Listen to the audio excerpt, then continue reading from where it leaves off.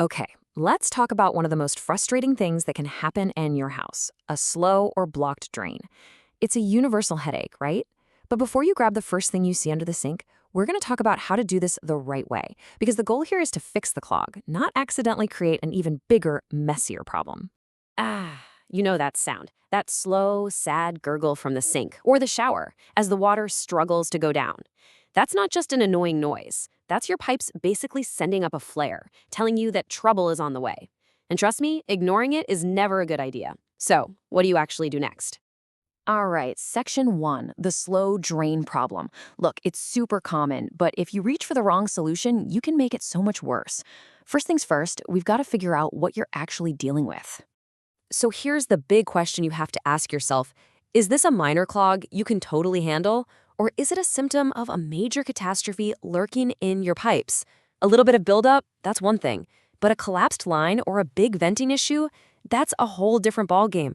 And trust me, a much bigger bill. Knowing the difference right now is absolutely everything. Okay, on to section 2, finding the clog's cause. Before you even think about grabbing a tool or pouring something down there, your first job is to play detective. The clues are right there. You just have to know what to look for. And this, right here, is the single most important question you need to ask. Is it just one sink that's acting up? Or is the toilet gurgling every time you take a shower? The answer to this tells you pretty much everything you need to know about how big your problem is.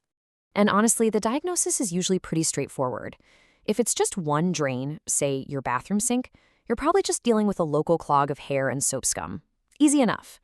But if multiple drains are slow or water is backing up in the shower when you flush the toilet, that is a huge red flag that you've got a mainline issue. So let's move to section 3, safe DIY first steps. You've done your detective work and it looks like a single clog. Great. That means there are a few safe first response things you can do right now. And the key word here is safe. These methods won't risk damaging your pipes. And this one is so important, we're giving it its own moment. Before you do anything else, please step away from those harsh chemical drain cleaners. Seriously, they can actually eat away at older pipes. And worse, if they don't work, now you've just got a sink full of toxic, caustic sludge that's dangerous for you and for any plumber who has to come in and deal with it. Just don't do it. Okay, here are your 4 safe go-to moves. First up, especially for kitchen sinks, try a hot water flush. Pour hot, not boiling, water down to melt any grease.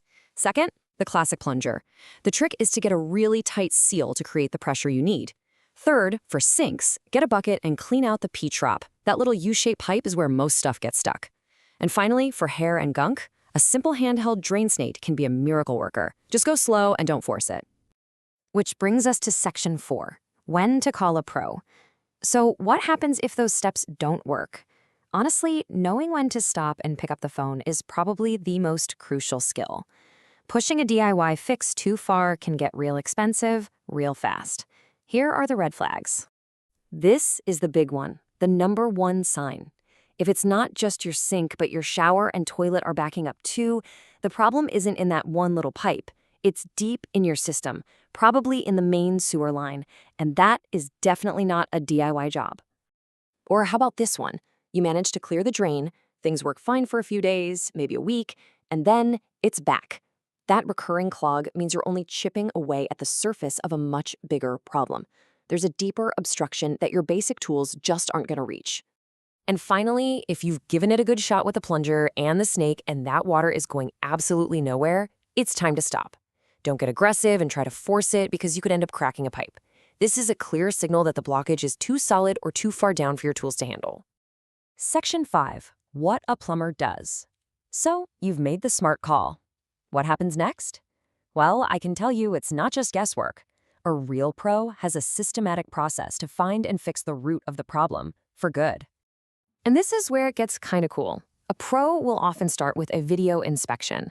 They'll feed a tiny camera down into your pipes to see exactly what's going on. Is it a massive grease ball, tree roots that have broken in, or is the pipe itself damaged? This lets them make a pinpoint diagnosis. Then they bring out the heavy-duty tools, like powerful mechanical snakes or even hydrojetting, which blast the pipes clean with high-pressure water. Now for Section 6, preventing future clogs. So your drains are finally clear. Awesome. The last thing you want is to go through all that again, so let's talk about how to keep it that way. All right, here's your new drain care game plan. And it's super simple stuff, but it makes a world of difference. First, use sink strainers. They catch so much hair and food before it becomes a problem. Second, and I can't say this enough, never pour cooking grease down the drain, ever. Third, the only thing that should get flushed is toilet paper, period. And fourth, if you live in an area with hard water, you might want to think about some periodic maintenance to fight that mineral buildup. That really says it all, doesn't it? A few small, good habits can save you so much money and so much frustration down the road. When it comes to your plumbing, being proactive is always, always the winning strategy. So, the next time you hear that gurgle or see that water draining just a little too slowly, don't just get annoyed. Think of it as your house trying to communicate with you, giving you a heads up. The real question is, are you listening to what it's trying to say?